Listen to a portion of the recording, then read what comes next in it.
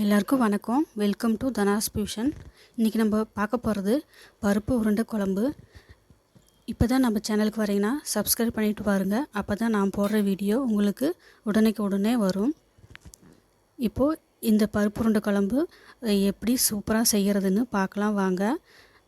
ரொம்ப ஈஸியாக செஞ்சிடலாம். சரி, இப்போ வாங்க வீடியோக்குள்ளே போய் எப்படி செய்கிறதுன்னு பார்க்கலாம். இதுக்கு முதல்ல துவரம்பருப்பு ஒரு கப்பு எடுத்துக்கலாம். எடுத்துட்டு இதை நல்லா ஒரு பவுலில் போட்டு நல்லா தண்ணி ஊற்றி 2-3 டைம் நல்லா வாஷ் பண்ணி எடுத்து வச்சுக்கோங்களா. இது 20 to 30 நிமிஷம் ஊற விட்டுறலாம்.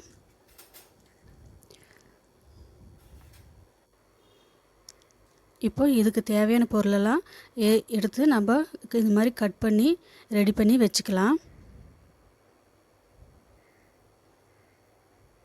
இப்படி எல்லாத்தையும் ரெடி பண்ணி வச்சுட்டு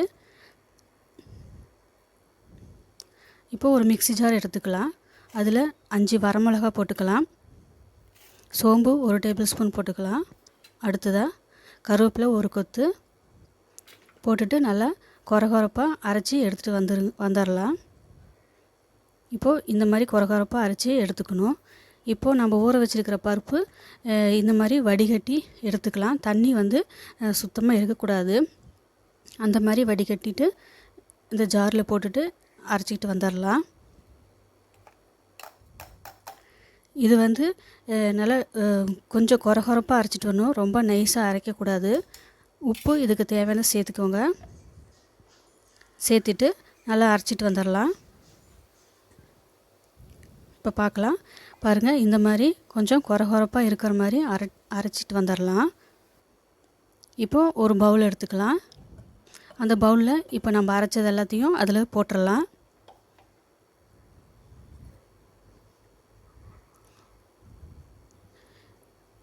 இது கூட தேங்காய் துருவல் 1 டீஸ்பூன் மட்டும் சேர்த்திக்கோங்க. அதிகமாக சேர்த்திடாதீங்க. வெங்காயம் ஒரு கைப்பிடி அளவுக்கு சேர்த்திக்கலாம். சேர்த்துட்டு இது நல்லா கலந்துக்கோங்க. கலந்துட்டு இப்போது நல்லா இது மீடியம் சைஸில் நல்லா பால் உருண்டைகளாக செய்ய ஆரம்பிச்சிடலாம். இந்த மாதிரி நல்லா உருட்டி நல்லா திரட்டி எடுத்து வச்சுக்கலாம். எனக்கு நான் செஞ்ச துவரம்பருப்புக்கு 12 பால் வந்திருக்கு. இப்போது இதே பவுல்லையே மிக்ஸ் ஜார் கழுவி தண்ணி ஊற்றிக்கலாம். இது குழம்பு கூட ஊற்றிக்கலாம். வாசனையாக நல்லாயிருக்கும். இப்போ ஒரு லெமன் சைஸ் புளியை கரைச்சி இந்த மாதிரி அதில் ஊற்றிக்கலாம். இது கூட 1/2 கப் தண்ணி சேர்த்திக்கோங்க. இப்போ இது கூட மஞ்சள் தூள் ஒரு 1/4 டீஸ்பூன் போட்டுக்கலாம். மிளகாத்தூள் 1 டேபிள் ஸ்பூன், மல்லித்தூள் 2 டேபிள் ஸ்பூன் சேர்த்துக்கலாம். உங்கள்கிட்ட குழம்பு மிளகாயத்தில் இருந்தால் அது 3 டேபிள் ஸ்பூன் சேர்த்துக்கோங்க. சாம்பார் பொடி உங்கள்கிட்ட இருந்தாலும் அதை போட்டுக்கோங்க. இது என்கிட்ட அந்த பொடி இல்லை. இப்போது இந்த புளி தண்ணியை கட்டி இல்லாமல் நல்லா கரைச்சி எடுத்துக்கோங்க. இப்போ இதுக்கு தேவையான உப்பு 1/2 டேபிள் ஸ்பூன் போட்டுட்டு அதையும் நல்லா கலந்து கொடுத்துக்கோங்க. இப்படி கலந்து கொடுத்துட்டு தனியாக எடுத்து வச்சிடலாம். இப்போது மிக்ஸி ஜார் எடுத்துக்கலாம். அதில் நல்லா துருவின 1 கப் தேங்காய் சேர்த்திக்கலாம். இது கூட 1 டேபிள் ஸ்பூன் சோம்பு சேர்த்திக்கோங்க. அப்புறம் 1/4 டீஸ்பூன் சீரகம் சேர்த்திக்கோங்க. சின்ன வெங்காயம் 1 மட்டும் சேர்த்திக்கோங்க. பெரிய வெங்காயம் இருந்தால் ஒரு சின்ன கை அளவுக்கு போட்டுக்கோங்க. எல்லாத்தையும் சேர்த்துட்டு தண்ணி விட்டுட்டு நல்லா நைஸாக அரைச்சி எடுத்து வந்துக்கலாம். இப்போ இந்த குழம்புக்கு தேவையான எல்லாமே நம்ம ரெடி பண்ணிட்டோம். இப்போது குழம்பு செய்ய ஆரம்பிச்சிடலாம். ஸ்டவ் ஆன் பண்ணிவிட்டு கடாயை வச்சுட்டு அது சூடானதும் எண்ணெய் 2 கரண்டி ஊற்றிக்கலாம். ஊற்றிட்டு கடுகு கொஞ்சம் போட்டுக்கலாம். சீரகம் ஒரு 1/4 டீஸ்பூன், அப்புறம் வெந்தயம் கொஞ்சம், கடுகு, உளுத்தம்பருப்பு கொஞ்சம், இதெல்லாம் சேர்த்துட்டு நல்லா பொரிய விட்டுடலாம். பொரிஞ்சதும் பொடியாக நறுக்கி வச்சுக்கிற 1 கப் சின்ன வெங்காயம் சேர்த்திக்கோங்க. அப்புறம் நீளமாக நறுக்குனா 10 பல் பூண்டையும் சேர்த்திக்கோங்க. இது 2மே நல்லா வதங்கி வரணும். அப்புறமா தக்காளியை சேர்த்திக்கோங்களா. இப்போ இது கூட 1 கொத்து கருவேப்பிலையும் சேர்த்திட்டு நல்லா வதக்கி கொடுங்க. இது நல்லா வதங்கி வந்துருச்சு. இப்போது பொடியாக நறுக்குங்க. நான் 3 மீடியம் சைஸ் தக்காளியை இது கூட சேர்த்துட்டு நல்லா வதக்கலாம். இந்த தக்காளி நல்லா வதங்கி வரணும். அப்புறமா தான் நம்ம புளி தண்ணியை ஊற்றணும். நல்லா வதக்குங்க. அதனால் இந்த தக்காளியை அப்போ தான் குழம்பு வந்து நல்லா டேஸ்ட்டாக இருக்கும். தொக்கு மாதிரி ஆற மாதிரி நல்லா வதக்கிக்கோங்க. இந்த மாதிரி நல்லா வதங்கி வரணும் சுருளை. இப்போ நம்ம கரைச்சி வச்சுருக்கிற புளி தண்ணியை இதில் சேர்த்திக்கலாம்.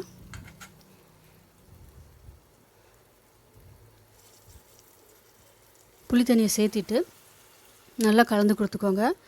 பருப்பு உருண்டையை இப்போ போடக்கூடாது. நம்ம இந்த குழம்பு வந்து நல்லா கொதித்து பச்சை வாசனை போன பின்னாடி தான் எண்ணெயெல்லாம் பிரிஞ்சு வந்து தான் நம்ம போடணும்.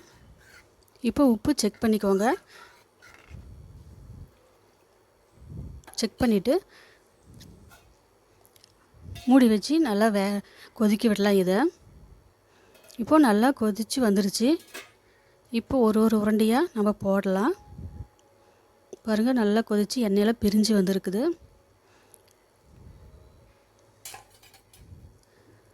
இப்போ உருண்டைகளெல்லாம் ஒன்று ஒன்றா போடலாம். எல்லாத்தையும் போடக்கூடாது, ஒன்று ஒன்றா இந்த மாதிரி எடுத்து போடுங்க. இப்போது இந்த உருண்டைகள்லாம் போட்டுட்டு நம்ம கரண்டியால் கிண்டக்கூடாது, மூடி வச்சு வேக விடணும். இது எப்படி வந்துருச்சுன்னு நமக்கு தெரியும்னா உருண்டையெல்லாம் மிதந்து வந்து மேலே வரும். அப்போ தான் வெந்துருச்சுன்னு நமக்கு தெரிஞ்சுக்கலாம். இப்போ மூடி வச்சு இது நல்லா வேக விடலாம். நம்ம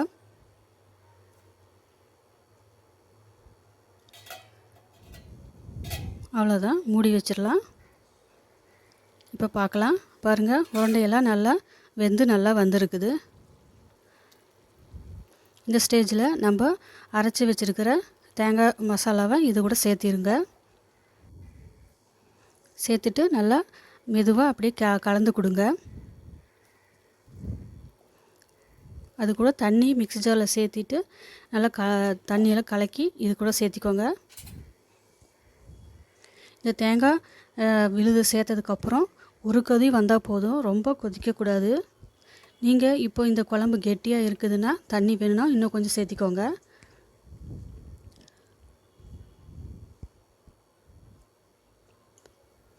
பாருங்கள், உருண்டையெல்லாம் ஷேப் மாறாமல் எப்படி வெந்து வந்திருக்குது.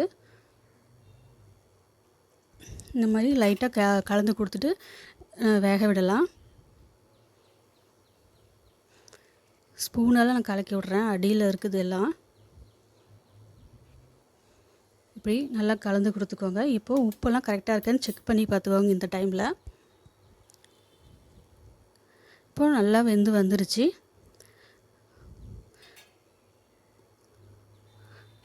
மூடி வச்சு கருவேப்பிலை போட்டு கொஞ்ச நேரம் விடலாம். ஒரு கொதி தான் வந்திருக்கணும். பாருங்கள், உருண்டையெல்லாம் எப்படி நல்லா வந்திருக்குதுன்னு, மசாலா கூட எல்லாம் சேர்ந்து நல்லா வந்திருக்கு, சூப்பராக வந்திருக்கு. இது இப்போது கடைசியாக கருவேப்பிலை கொத்தமல்லி தழை நறுக்குனதை இது கூட சேர்த்திக்கோங்க.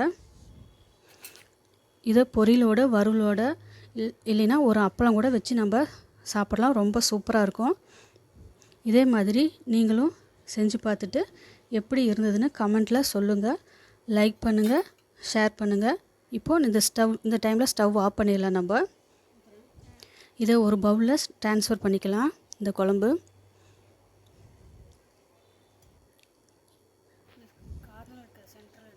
அவ்வளோதான். பருப்பு உருண்டை குழம்பு ரொம்ப சூப்பராக ரெடி ஆயிடுச்சு. தேங்க்ஸ் ஃபார் வாட்சிங்.